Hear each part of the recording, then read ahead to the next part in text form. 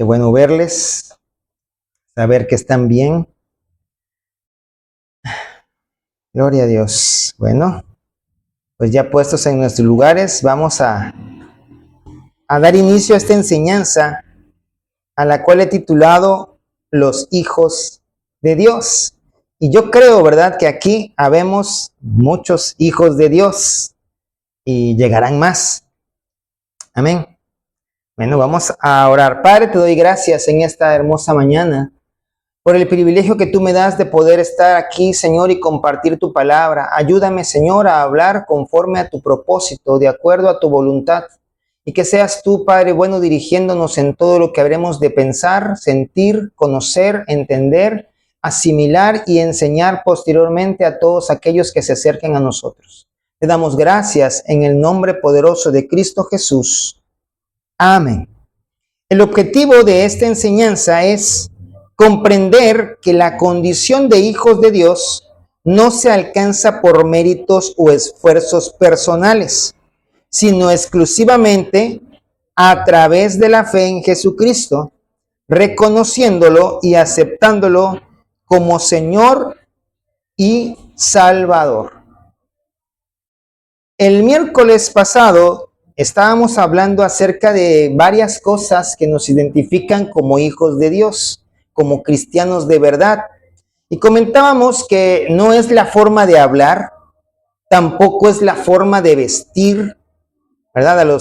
Hay algunos por allí que identificamos cuando van en la calle, llevan su paraguas, ¿verdad? Y todo, sabemos de dónde vienen, pero probablemente al Hijo de Dios no lo reconozcamos de esa manera, ¿verdad? Tampoco es porque usamos una manera de hablar muy característica y generalmente decimos Dios te bendiga, o gloria a Dios, o aleluya, ¿verdad? Ya han habido otros grupos que han estado adoptando esta misma forma de hablar, pero que no podemos identificar como verdaderos cristianos por diferentes cuestiones que hoy no platicaremos, pero que nos podemos dar cuenta nosotros cuando vemos su forma de vivir. La palabra de Dios dice, por sus frutos les conoceréis.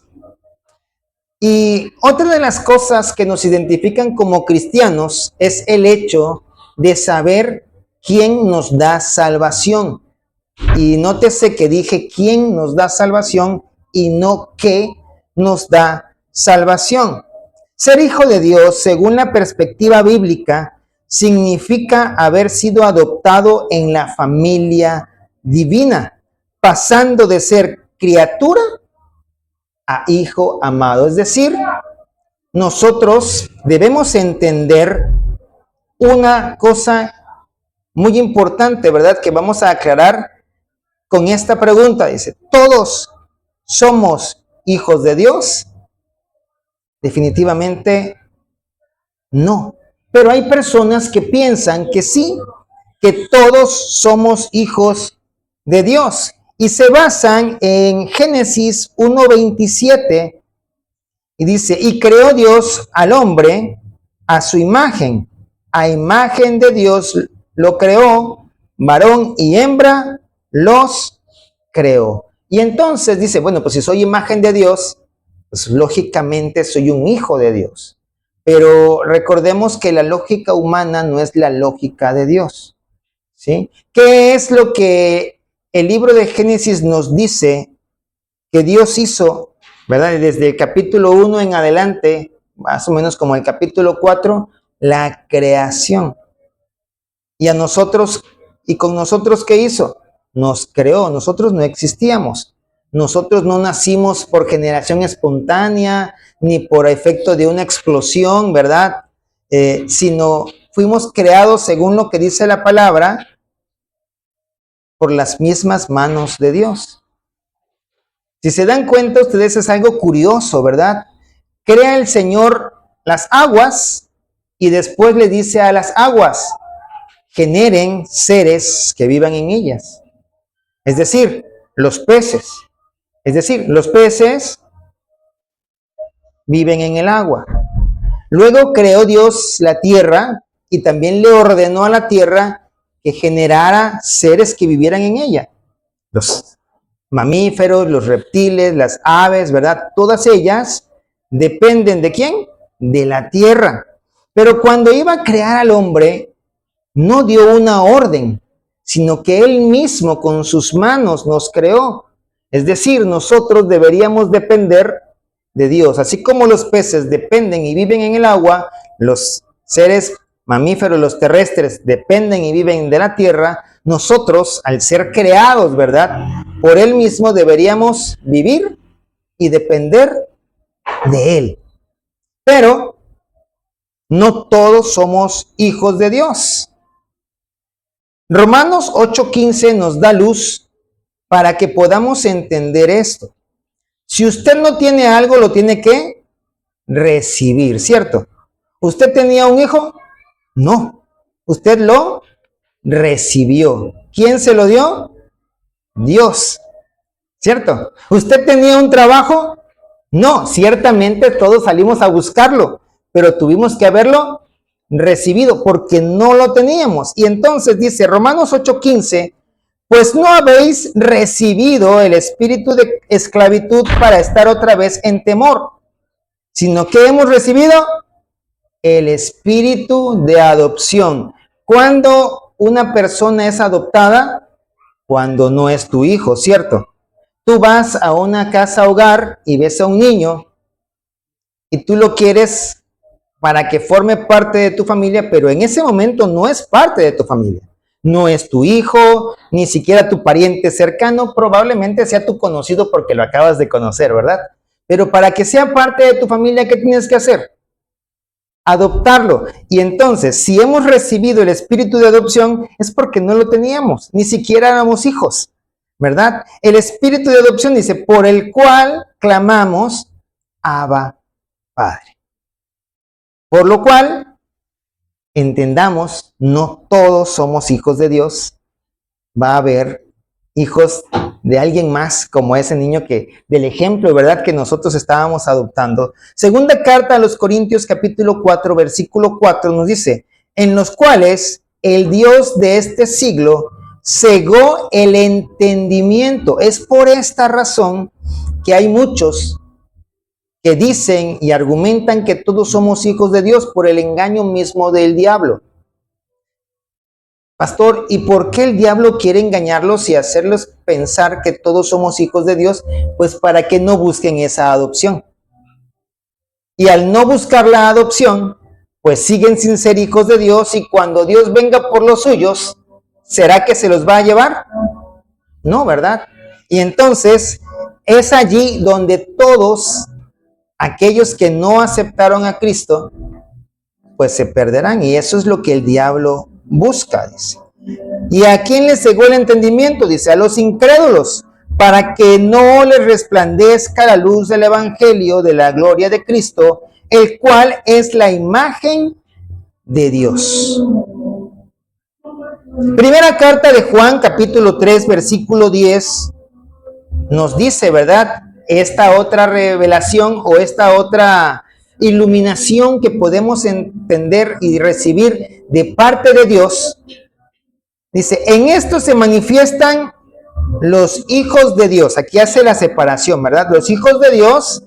¿Y quiénes? Los hijos del diablo. Todo aquel que no hace justicia y que no ama a su hermano, no es de Dios. Todo aquel que se interpone con la obra de Dios, no es hijo de Dios. Aquel que no perdona, no es hijo de Dios. Pero vamos a dejarlo para el final, ¿verdad? Para cerrar bien bonito esta enseñanza. Viene otra pregunta. Acuérdense que a mí me gusta mucho preguntar. Soy maestro, ¿verdad?, de escuela.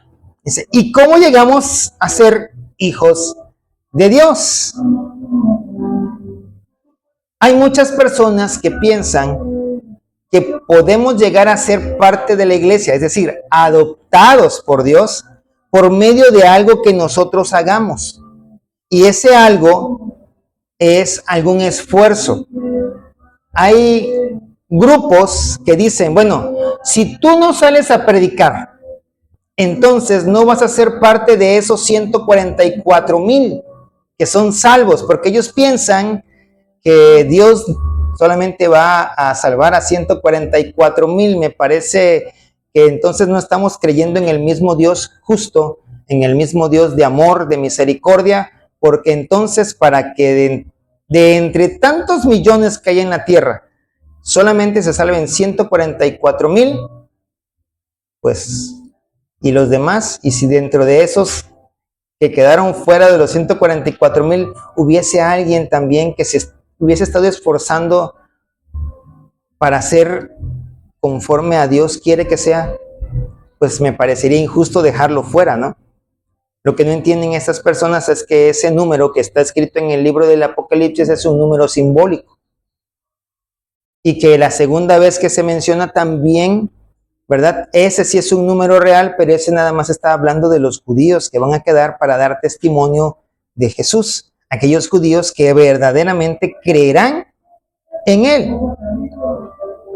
Porque no hay nada que nosotros podamos hacer y que sea grato a Dios. Dios, en el Antiguo Testamento, usted leía, ¿verdad?, que les había dejado a los que formaban parte del pueblo y aquellos que se añadían a Él, que para poder obtener el perdón de pecado tenían que tener un chivo expiatorio, tenían que dar ofrendas, tenían que hacer un montón de cosas, pero esto lo tuvieron como un ritual, y ese ritual a Dios le llegó a cansar. Miren ustedes, en el libro del profeta Isaías, capítulo 1, versículos del 1 al 15, Dios les dice exactamente esto, porque lo estaban agarrando, ¿verdad?, ya como un modus operandi. Peco, ofrendo, peco, ofrendo, peco, ofrendo, y se les había vuelto un vicio. Y entonces dice, ¿para qué me sirve, dice Jehová, la multitud de vuestros sacrificios? Hastiado estoy de holocaustos de carneros y de cebo de animales gordos. No quiero sangre de bueyes, ni de ovejas, ni de machos cabríos. ¿Quién demanda esto de vuestras manos cuando venís a presentaros delante de mí para hollar mis atrios? Dios les estaba diciendo, ¿de qué les sirve todo lo que hacen si después se van y vuelven a pecar? Y la palabra de Dios, también hay un versículo en el Nuevo Testamento en donde nos dice, son como el perro que vuelve a su vómito. ¿Sí? Sigue diciendo, no me traigáis más vana ofrenda, el incienso me es abominación. Luna nueva y día de reposo, el convocar asambleas, no lo puedo sufrir, o sea, no lo tolero, no lo soporto de parte de ustedes.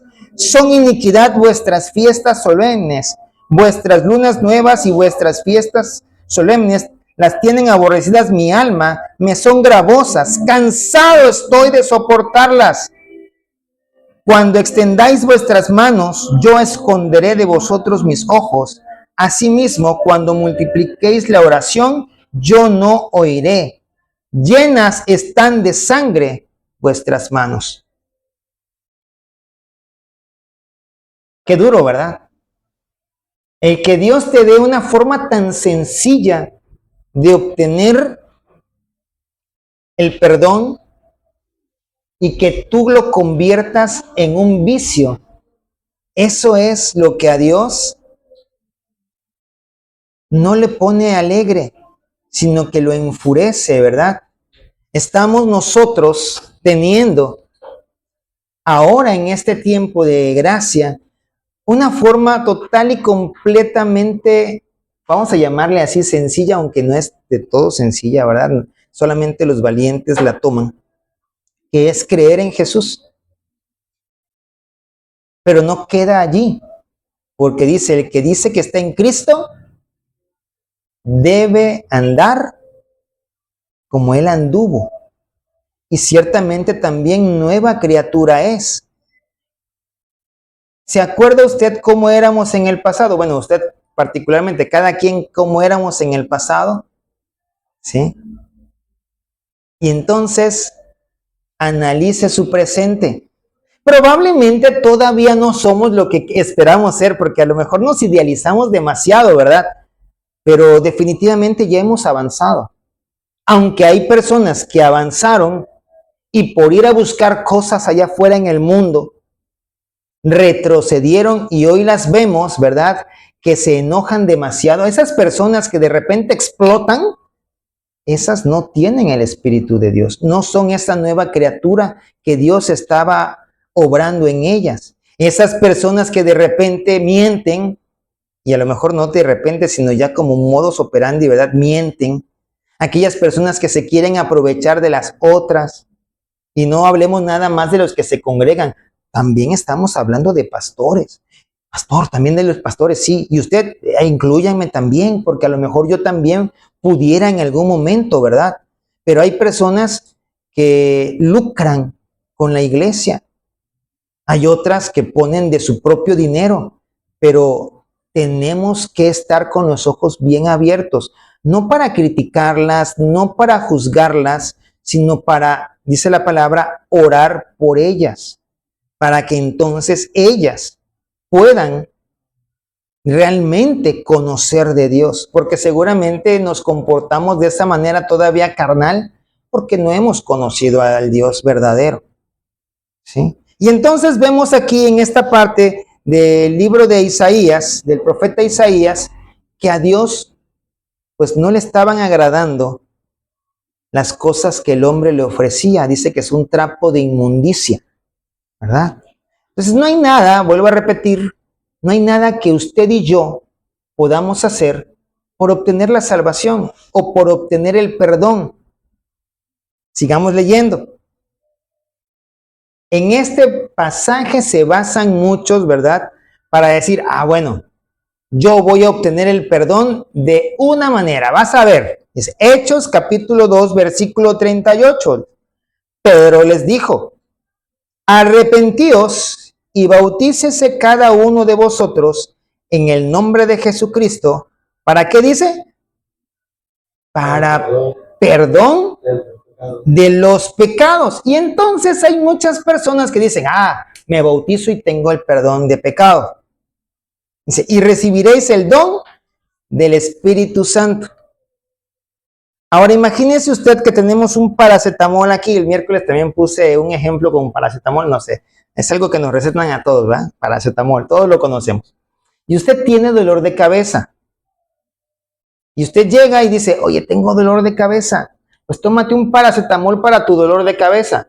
¿Qué le estoy diciendo? Tómate un paracetamol para que tengas dolor de cabeza o porque ya tienes dolor de cabeza. Porque ya tienes el dolor de cabeza. Entonces aquí recordemos que estamos traduciendo al español, pero no la escritura estaba escrita en español. ¿En qué estaba escrita la escritura en el Nuevo Testamento?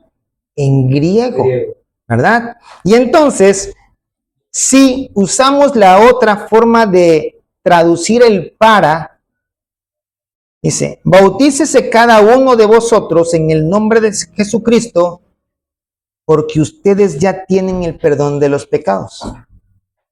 ¿Sí? No es para obtener perdón de pecados. Y vamos a verlo con otro ejemplo. Mateo capítulo 3, versículo 11. Dice, yo a la verdad os bautizo, aquí no es lenguaje actual, este es Reina Valera, me faltó cambiarla ahí. Yo a la verdad os bautizo en agua, ¿para qué? Para arrepentimiento. ¿El arrepentimiento te lo puede dar alguien o lo tienes que obtener tú? Tú mismo tienes que decidir arrepentirte, ¿verdad? De repente, a todos nos ha pasado, o bueno, al menos a mí, ¿verdad? De repente hacía yo algo y no les avisaba a mis papás. Por ejemplo, salía yo temprano de la escuela y como cerca de la escuela secundaria donde yo estaba Plaza Cristal. Ustedes saben qué cosa es Plaza Cristal, ¿verdad? Hay un montón de tiendas. Pues me iba yo. Pero pues yo no sabía el itinerario de mis papás y a veces iban a comprar la despensa, ¿no? Y me encontraban. Ya me sentía yo arrepentido. Mami, perdón, no te avisé. ¿Verdad? Pero eso no era de parte de ella, era de parte de mí.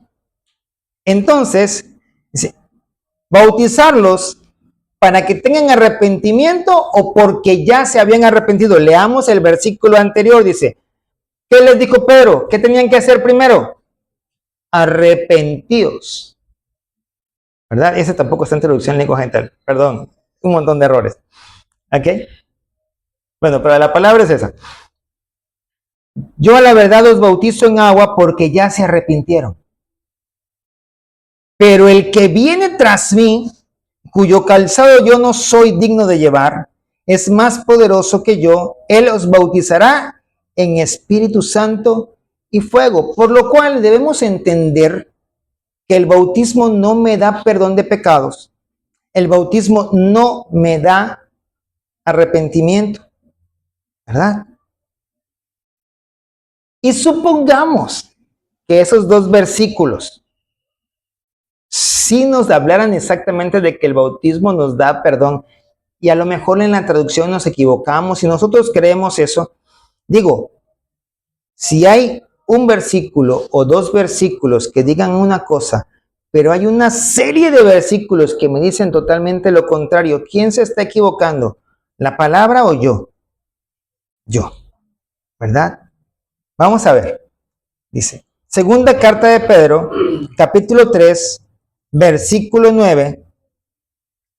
El Señor no retarda su promesa, según algunos la tienen por tardanza, sino que es paciente para con nosotros, no queriendo que ninguno perezca, sino que todos procedan al arrepentimiento, no que todos obtengan un arrepentimiento, ¿cierto? Proceder significa que tú y yo tenemos que tomar la decisión de arrepentirnos. Recibir, ay, qué fácil sería, ¿verdad? Que me dieran 3 kilos de arrepentimiento y los reparto por todos mis pecados. Y si me hace falta, pues voy y compro más. Pero no es así. No podemos obtener el arrepentimiento. Tenemos que tomar la decisión de arrepentirnos. Hebreos capítulo 10, versículo 10 al 14. Dice, aquí nos empieza a hablar de la verdad. Dice, Dios nos eligió porque Jesucristo obedeció sus órdenes al morir en la cruz. Y ofreció su cuerpo como sacrificio una sola vez y para siempre. Aunque los sacrificios de animales no quitan el pecado, los sacerdotes judíos siguen ofreciéndolos muchas veces todos los días. Pero Jesucristo le ofreció a Dios, ¿cuántos sacrificios? Un solo sacrificio, ¿para cuánto? Para siempre. Y así nos perdonó. ¿Quién? Dios. ¿A quién le ofreció en el sacrificio? A Dios. Y entonces Él, al recibir el sacrificio, dice, y así nos perdonó nuestros pecados. ¿Quién nos perdona los pecados? Dios, no el bautismo. Porque si fuera necesario bautizarme para recibir el perdón de pecados, entonces Cristo murió en vano en la cruz. No sirvió de absolutamente nada su sacrificio, porque yo nada más necesitaba ser bautizado para ser perdonado. ¿De para qué derramó toda su sangre? ¿Para qué tanto sufrimiento? Pues nada más porque no tenía nada que hacer allá en el cielo, me imagino yo. Pues no, porque eso es lo que a mí me da el perdón de pecados. Luego dice, luego se sentó a la derecha del trono de Dios y allí estará esperando hasta que Dios derrote a sus enemigos, porque con un solo sacrificio Jesucristo hizo que Dios hiciera perfectos a todos los que eligió para ser parte de su pueblo. Gloria a Dios. Pastor, entonces no me tengo que bautizar. No es eso lo que estamos diciendo el día de hoy. Usted tiene que bautizarse porque es una instrucción de Dios. Pero usted debe entender que el bautizo no le da salvación, no le da de perdón de pecados. Eso usted lo tuvo de parte de Dios antes. Cuando usted va, ¿verdad? Volviendo al ejemplo de la adopción, a un lugar para querer adoptar a un niño, no a un bebé, sino ya un niño grandecito, imaginémonos uno de 8 o 10 años, ¿verdad? También les permiten convivir un tiempo y después le llegan y le preguntan al niño, oye, ¿tú te quieres quedar aquí Así como en las separaciones de esposos, ¿verdad? Cuando ya hay hijos grandecitos, ¿con quién te quieres ir? Le toman el parecer a los niños ya de 10, 11 años, ya es que los escuchan. Pero si ellos no quieren, entonces ¿qué pasa? Pues no se van, ¿verdad? Pero nosotros hemos obtenido ese espíritu de adopción y de igual manera todos tienen esa posibilidad. Pero Dios también les pregunta, oye, ¿tú quieres pertenecer a mi familia? Y habemos algunos que hemos dicho, sí, Señor, yo quiero que seas mi Señor, mi Salvador, mi papá. Pero hay otros que definitivamente dicen, pues no. O a lo mejor fingen decir que sí, después andan enfiestados, ¿verdad?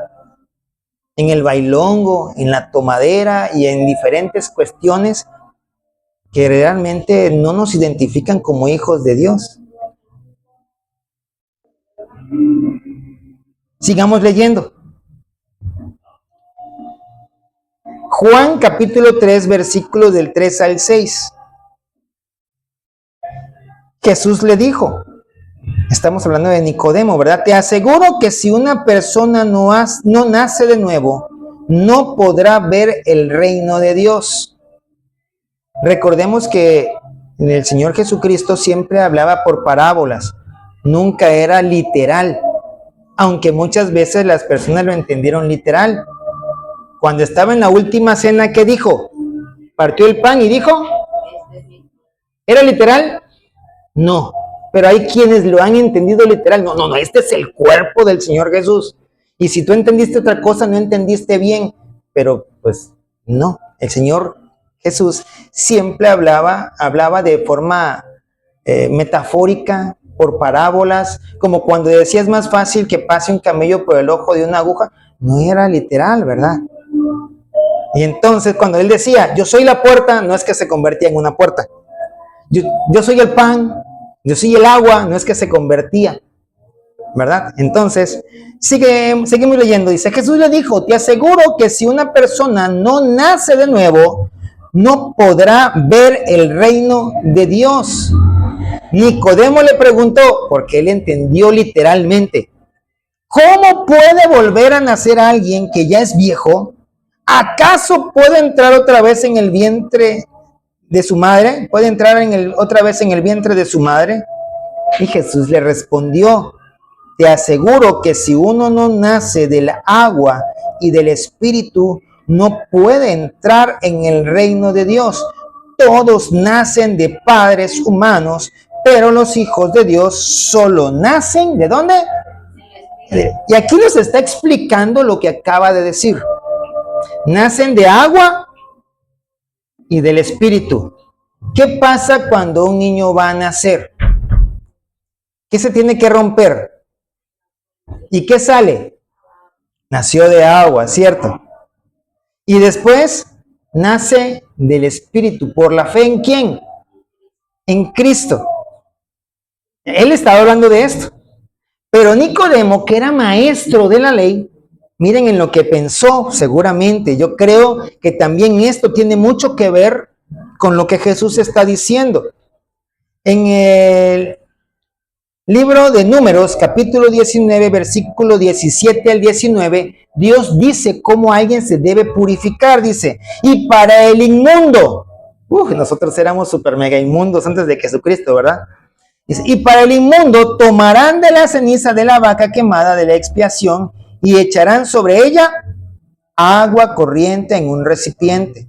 Y un hombre limpio tomará hisopo y lo mojará en el agua y rociará sobre la tienda, sobre todos los muebles, sobre las personas que allí estuvieren y sobre aquel que hubiere tocado el hueso o el asesinado, o el muerto o el sepulcro. Y el limpio rociará sobre el inmundo al tercer y el séptimo día, y cuando lo haya purificado al día séptimo, él lavará luego sus vestidos, y asimismo se lavará con agua y será limpio en la noche. Puede ser que esto haya pasado por la mente de Nicodemo cuando ya Jesús le explicaba, tengo que limpiarme, tengo que purificarme, ¿sí?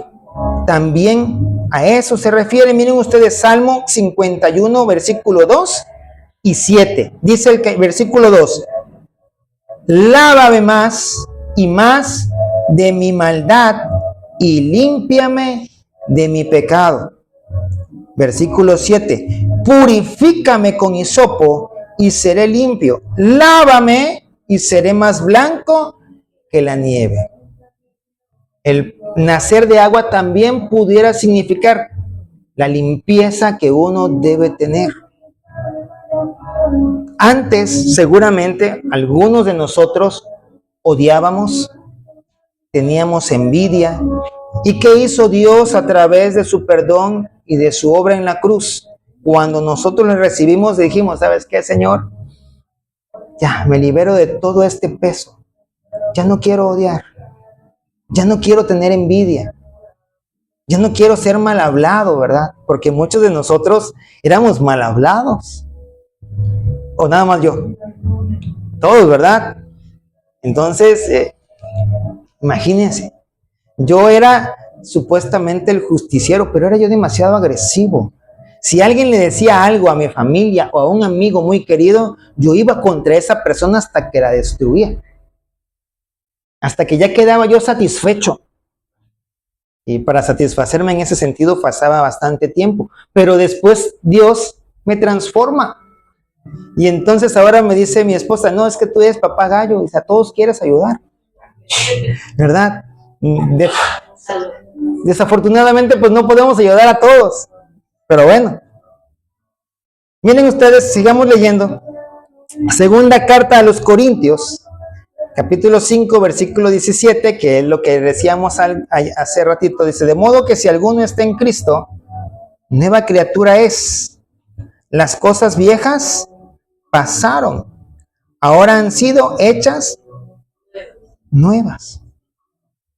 Todos los seres humanos, cuando fuimos creados para vivir como hijos de Dios.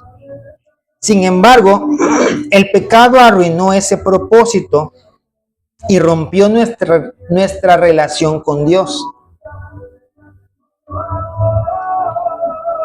Y como esa relación estaba rota, Dios tuvo que mandar un remiendo, ¿verdad? Un remiendo maravilloso, que es Cristo, el cual nos restaura a esa relación original.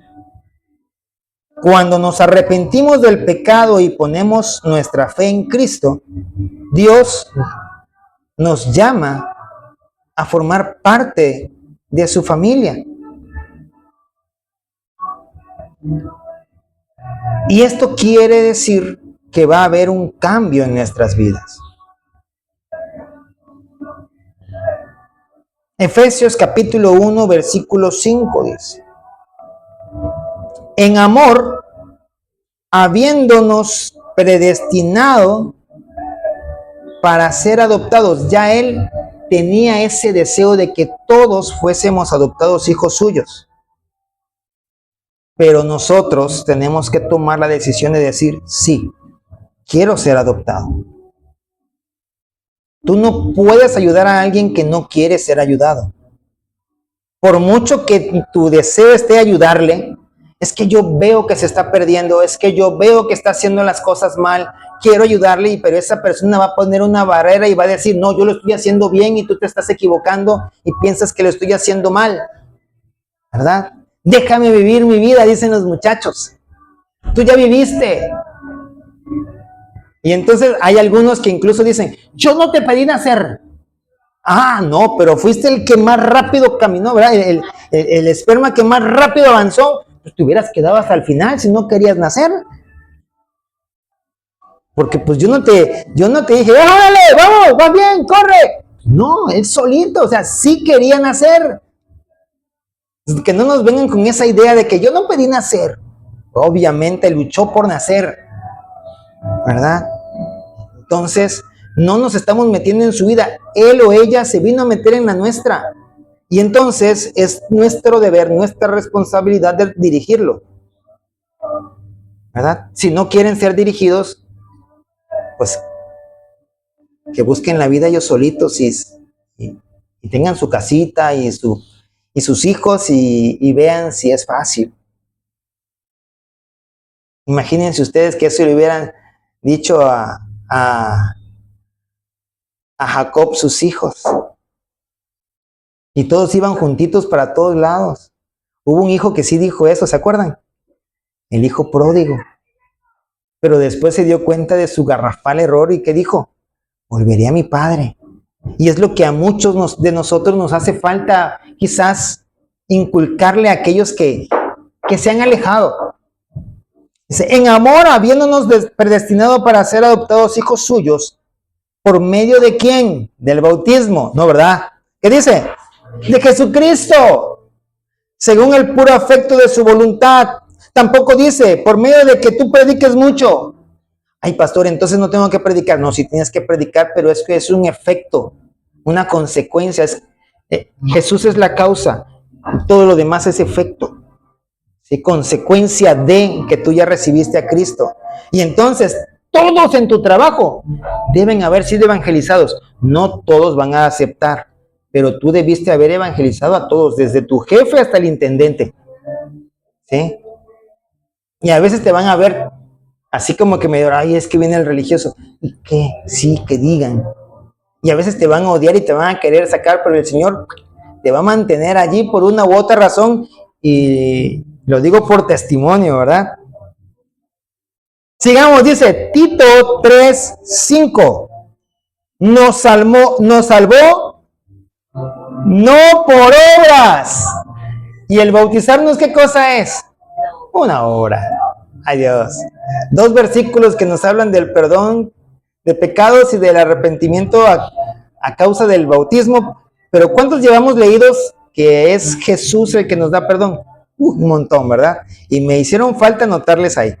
Dice, no por obras de justicia que nosotros hubiéramos hecho, sino por su misericordia, por el lavamiento de la regeneración y por la renovación en el Espíritu Santo. Primera carta de Juan, capítulo 2, versículo 2, dice, y el bautismo es la propiciación por nuestros pecados. No, ¿verdad? ¿Quién es? Él. ¿Quién es Él? Jesús. Él es la propiciación por nuestros pecados y no solamente por los nuestros, sino también por los de todo el mundo. Yo pregunto, ¿todo el mundo ya se bautizó? No. El mayor ejemplo es el hombre que estaba crucificado a un costado de Jesús. Y pudiera haber alguien que defienda el bautismo como para perdón de pecados. Ah, no, pero es que la excepción confirma la regla. Ese fue un caso especial. Pero aquí estamos viendo, ¿verdad? De acuerdo a la palabra, que es Jesús el único que me puede perdonar. No hay nada que yo pueda hacer, ni irme de rodillas de aquí hasta donde me pidan. Nada. Hebreos, capítulo 9, versículo del 26 al 28, dice, de otra manera le hubiera sido necesario padecer muchas veces desde el principio del mundo. Esto es, si hubiese sido necesario muchos sacrificios de Cristo. Pero ahora, en la consumación de los siglos, se presentó una vez para siempre por el sacrificio de ¿quién? De sí mismo, para quitar de en medio el pecado. ¿Quién? Jesús. Y de la manera que está establecido para los hombres que mueran una sola vez y después de esto el juicio. De una vez echamos por tierra aquello que dicen del purgatorio. No hay ningún lugar donde vayamos a esperar. Dice aquí la palabra, no lo digo yo. De la manera en que está escrito. A ver, ¿dónde está? De la manera que está establecido para los hombres que mueran una sola vez y después de esto, el juicio. La pregunta importante aquí, ¿cómo crees tú? No me digas, nada más contéstate ahí. ¿Cómo vas a salir del juicio? ¿Aprobado o reprobados. ¿Cómo saldríamos, Carlitos? Ay, Dios, ya está frío me dio y eso que no me da el clima acá. Ay, Padre. Sí, Cristo fue ofrecido una sola vez para llevar los pecados. ¿De quiénes? De muchos. Y aparecerá por segunda vez sin relación con el pecado para salvar a los que le esperan. ¿Verdad? Juan, primera carta de Juan, capítulo 4, versículo 10, dice: en esto consiste el amor, no en que nosotros hayamos amado a Dios, sino que Él nos amó a nosotros y envió a su Hijo en propiciación por nuestros pecados. Si no hubiese sido necesario esto, pues para qué lo envía, ¿verdad? Volvemos a comentar.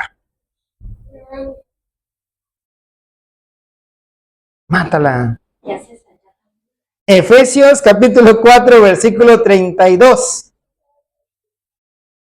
Y aquí nos deja más en claro quién nos perdona, ¿verdad? Dice, antes ser benignos unos con otros, misericordiosos, perdonándoos unos a otros, como Dios también os perdonó a vosotros en Cristo, a través de Cristo. ¿Quién es el que nos perdona? ¿Quién es el que nos vuelve sus hijos? El sacrificio de Cristo. ¿Y qué significará aceptar el sacrificio de Cristo? Vamos a empezar a concluir con esto, ¿verdad? Mateo capítulo 28, versículo del 19 al 20. Por tanto, id y haced discípulos a todas las naciones. De entrada, pues vamos a refutar el hecho del bautismo de niños. ¿Sabían ustedes que hay iglesias que se dicen ser cristianas que practican el bautismo para niños? Incluso algunas que practican el bautismo a favor de los muertos. Es decir, tú eres su familia y tú te puedes bautizar. Si tu pariente ya murió, dices, pues en el nombre de él. Y esto, pues no lo deberíamos estar haciendo. Pero bueno, eso ya depende de cada uno, ¿verdad? Dice, por tanto, id y hacer discípulos. Para ser discípulos tengo que tener cierta edad. No puedo hacer discípulo de un bebé recién nacido y decir, no, me amarro la carriola acá. No, pues me viene siguiendo, es mi discípulo. No, él tiene que seguirme por propia voluntad. Y los niños, ¿verdad? No hacen las cosas por mi voluntad, sino por la de ellos, y a veces no hacen lo que yo quiero. Por lo tanto, no pueden ser mis discípulos.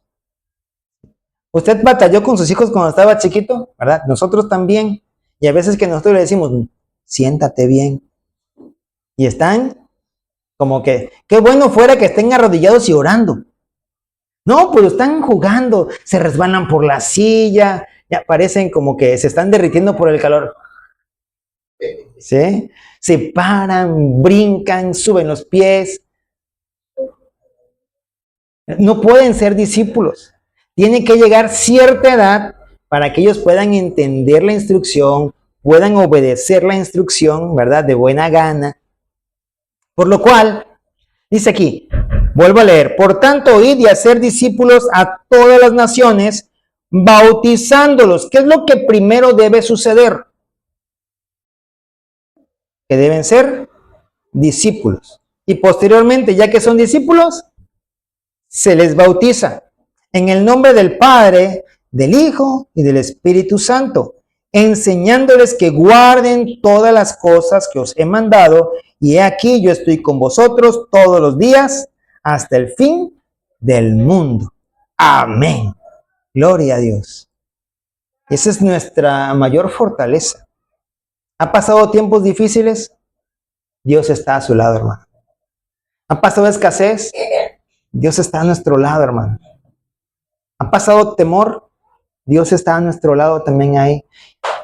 Pastor, ¿y por qué no me ayuda? Porque es tiempo de evaluar. A ver, dígame usted qué maestro habla durante el examen.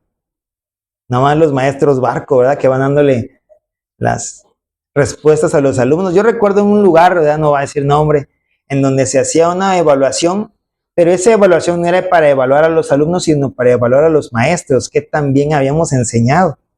Y entonces la directora nos reúne a todos. Es una escuela allá en Villa, nada más es lo único que va a decir. Nos reúne a todos y, maestro, si ven que los alumnos no pueden, denle la respuesta. Nos están evaluando y queremos salir bien. Imagínese usted. Entonces ahí nos daban la autorización de hablar, pero no era algo lícito, algo honesto, algo íntegro. ¿Verdad? El maestro honesto, íntegro durante la prueba, porque él quiere saber en dónde está parado, qué le hace falta a mi alumno por aprender, de qué me sirve engañarme, ¿verdad? Decirle aquí, ahí están las respuestas. No. Entonces, nosotros tenemos que ser esos buenos alumnos y poner atención cuando el Señor nos hable para que cuando nos evalúe, entonces, salgamos bien. Juan 1, del 11 al 13, ¿cómo me hago hijo de Dios? ¿Qué tengo que hacer? ¿Qué significa ser un hijo de Dios? Dice, a lo suyo vino y a los suyos no, y los suyos no le recibieron. Entonces, ¿qué tengo que hacer? Recibirlo. Mas a todos los que le recibieron, a los que creen en su nombre, les dio potestad de ser hijos, es ser hechos hijos de Dios, los cuales no son engendrados de sangre, ni de voluntad de carne, ni de voluntad de varón, sino de Dios. Prácticamente te está diciendo, tú no tienes que decidir quién va a ser hijo de Dios, yo lo decido. Ay, a ese no lo voy a compartir porque ese me cae requete mal. Y después llega otro cristiano y le comparte y él se convierte. ¿Qué va a pasar? Si te cae mal y ese ya se convirtió y se va al cielo, pues ¿qué va a hacer Dios contigo? Ah, pues no, a mi hijo le cae mal este otro, pues lo vamos a dejar ahí en la tierra. No sería bonito, ¿verdad?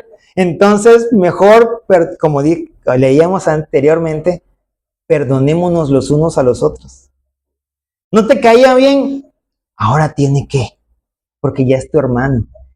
Es parte del mismo cuerpo, ¿verdad? Y tengamos que hacer cambios en nuestras vidas. Miren, ser hijo de Dios no es una condición natural. Es decir, tú no naces como hijo de Dios.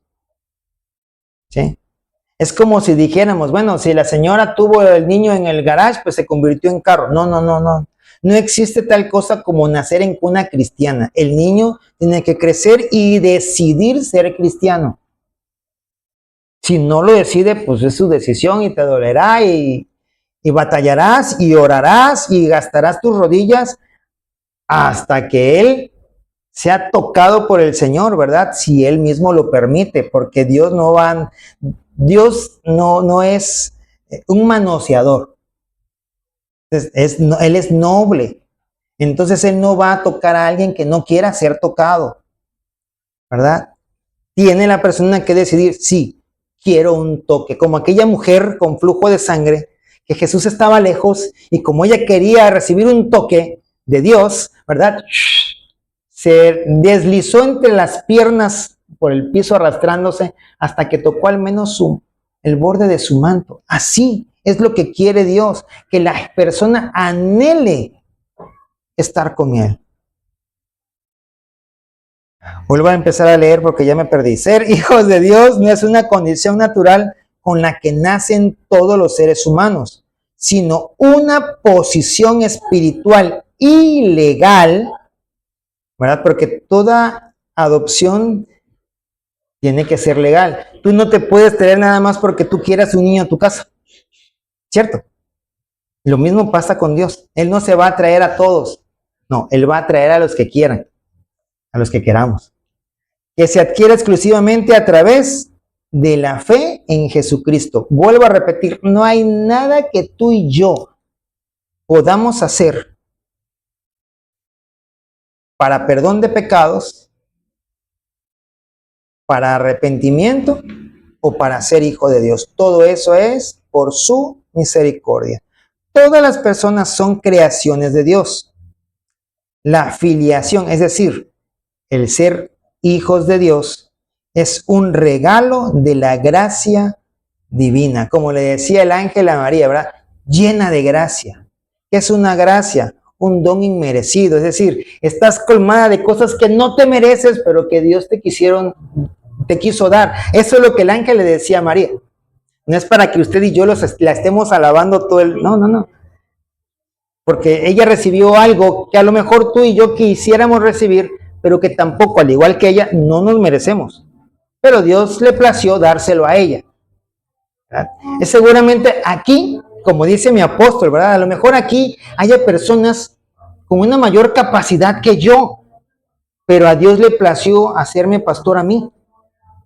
Y entonces, pues lo menos que puedo hacer es dignificar la posición y ser obediente a Él. Un hijo de Dios, y aquí empezamos a ver qué significa ser hijo de Dios, ya no vive bajo el control exclusivo de sus propios deseos. Ay, es que me colmaste la paciencia y por eso te pegué. No, me colmaste la paciencia y por eso oré a Dios para que me diera más. ¿Verdad? O de los estándares del mundo, sino que busca la dirección divina en sus decisiones cotidianas. Ya no decides rápidamente. Ahora dice, Señor, voy a esperar tu respuesta. ¿Será que tengo que permanecer en ese trabajo? ¿Será que tengo que emprender? ¿Será que tengo que emprender mientras me mantengo en ese trabajo? Para posteriormente hacer crecer mi emprendimiento y una vez que haya crecido, ¡pum!, boto el trabajo. Y ya el Señor te lo dirá, ¿verdad? Un hijo de Dios tiene una transformación interna que se hace visible en el carácter y en las relaciones interpersonales. Aquella persona que era demasiado enojón o enojona, contestón, respondón, llorón, mentiroso, ¿verdad? Vas a ver cómo va a haber un cambio radical en ellas. Un hijo de Dios se reconoce por un cambio progresivo en su conducta y actitudes. Mi hermano, no esperemos que los nuevos convertidos, no esperemos que nuestros hijos tengan un cambio inmediato. Hay cosas en mis hijos, ¿verdad? Y en los hijos de usted que seguramente dicen, wow, qué bien que lo hace. Pero van a haber un montón más que, ay, ¿por qué estas no las hace bien? Si yo ya le enseñé, ya se lo repetí. Pues por lo mismo, porque son niños, son inmaduros, todavía no han madurado en su fe ni en su discipulado. Y entonces, en lugar de estarnos enojando porque no hacen las cosas como nosotros queremos que las hagan, ¿qué tenemos que hacer? Ser misericordiosos, así como Dios ha sido misericordioso con nosotros, y volverles a enseñar, y volver a tenerles paciencia. ¿Cuántas veces será que Dios nos ha tenido paciencia? Y no somos un hijo, ¿verdad? Somos multitud de hijos, y el Señor tiene que estar lidiando con todos nosotros. Imagínense si Dios fuera humano, ya hubiera botado la toalla. No, pues ya, váyanse todos, hagan su propia casa. Pero mientras estés aquí, yo te mando. No es así, Dios. ¿Cuántas veces hemos dicho, mientras vives en mi techo, yo te mando? O sea, no, tenemos que ser inteligentes. Un hijo de Dios, perdón si rompo algunas burbujas, ¿verdad? No es perfecto y aún puede fallar. ¿Tú eres un hijo de Dios? Yo también. Y entonces debo aceptar que no soy perfecto y puedo fallar. Pero ese fallo ya no es un fallo planificado.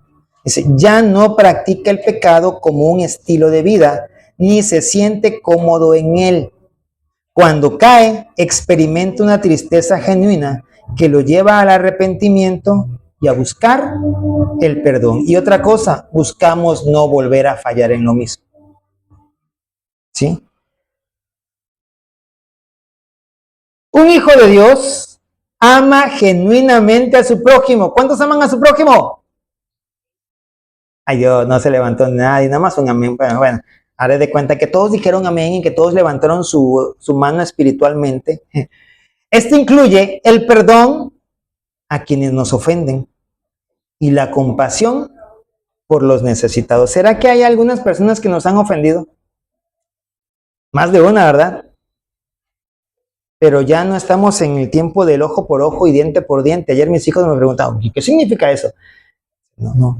Significa tal cosa, pero no es para que tú lo practiques. Un hijo de Dios descansa en la soberanía, la provisión y el cuidado de su Padre Celestial. Esto le permite experimentar paz en medio de las dificultades o crisis. Un hijo de Dios tiene una perspectiva eterna de la vida. Entendemos que nuestra vida no termina con la muerte física. Ese es simplemente el paso a la vida espiritual y eterna que Dios nos ha dado. Y dice la palabra de Dios que cuando tú haces buenas obras aquí, las cuales Dios preparó de antemano, estás abonando para tu cuenta en el cielo, ¿verdad? Que es ese galardón que Dios nos va a dar. La salvación es gratuita para ti, para Dios no lo fue, tuvo que pagar la sangre de su Hijo. ¿Sí? Pero el galardón lo tenemos que ganar todos. Así que no digamos, pues ya soy salvo, pues ya no hago nada. No, sí tienes que hacer algo. Tienes que hacer las cosas de forma correcta. Sus valores y prioridades están alineados con el reino de Dios, lo que le permite resistir las presiones, las tentaciones y corrientes ideológicas del mundo que contradicen la Escritura. Tu convicción debe ser tal que debes mantenerte firme. Yo conozco a un hombre, ya está grande, ¿verdad? Ya tiene más de 50 años de casado, gloria a Dios. Imagínense ustedes llegar a esa edad de casados, qué bonito. Pero hay veces que él estaba en su casa y obviamente él aprendió a ayudar en casa porque pues él vivía solo con su mamá y pues ni modo que dejara a su mamá hacer todas las cosas, ¿no? Se casó y pues seguía con esa enseñanza y a veces llegaban sus compañeros y lo encontraban ya sea barriendo o trapeando. Y ya estando ahí no le decían nada porque estaba la esposa, ¿no? Pero cuando estaba en el trabajo y le invitaban, oye, vamos a salir, vamos a ir a tal lugar a tomar y a platicar. No, pues yo me voy a mi casa. Ay, qué cosa, ¿verdad? Es que como eres mandilón, seguramente tu esposa te pega. Pero él, para no entrar en contienda, decía, sí, fíjate, me pega tan duro que me deja marcada la espalda, sangrando. Y como tú eres mi amigo, no vas a querer que a mí me pase eso por irme con ustedes, ¿verdad? Entonces mejor me voy a mi casita. No peleaba con los demás, les daba por su lado y él hacía lo que tenía que hacer porque sabía que era lo correcto, irse a su casa, ¿verdad? Y es lo que nosotros tenemos que hacer. Cuando alguien te invita a algún lugar y todavía eres hijo de papá y de mamá que vives en casa, yo te invito a que no digas, ay, es que mi papá no me va a dejar. Porque entonces das a entender, yo sí quiero, me gustaría ir, pero mi papá y mi mamá no me dejan. Se van a enojar y me van a castigar y no quiero, ¿verdad? No, simplemente, no quiero ir. Tu esposa te quiere incitar para irte a algún lugar. No, espérate, la palabra de Dios dice que ya nosotros no participamos de estas obras de maldad, ¿verdad? Tenemos que mantener esa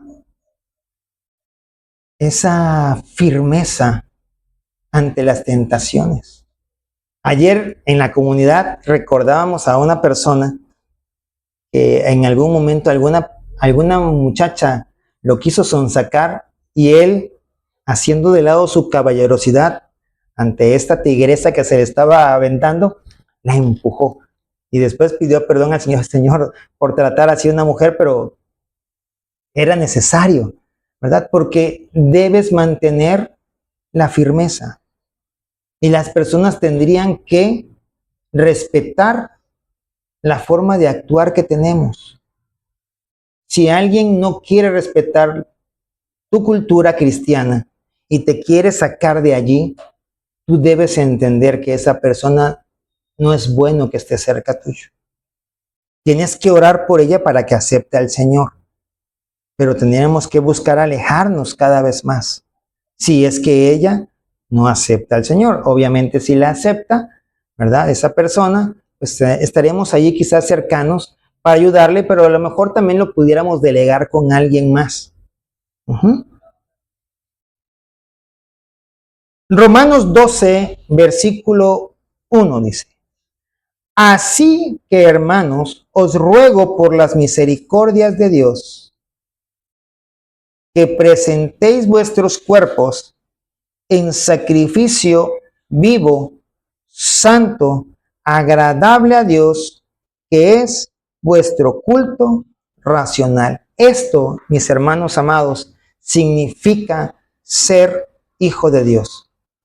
El morir a todas aquellas cosas que mi carne desea, para que entonces pueda yo vivir para las cosas espirituales que Dios me quiere dar, fortalecerme y seguirle siempre, de la mejor manera que me sea posible. Amén. Vamos a ponernos de pie para orar.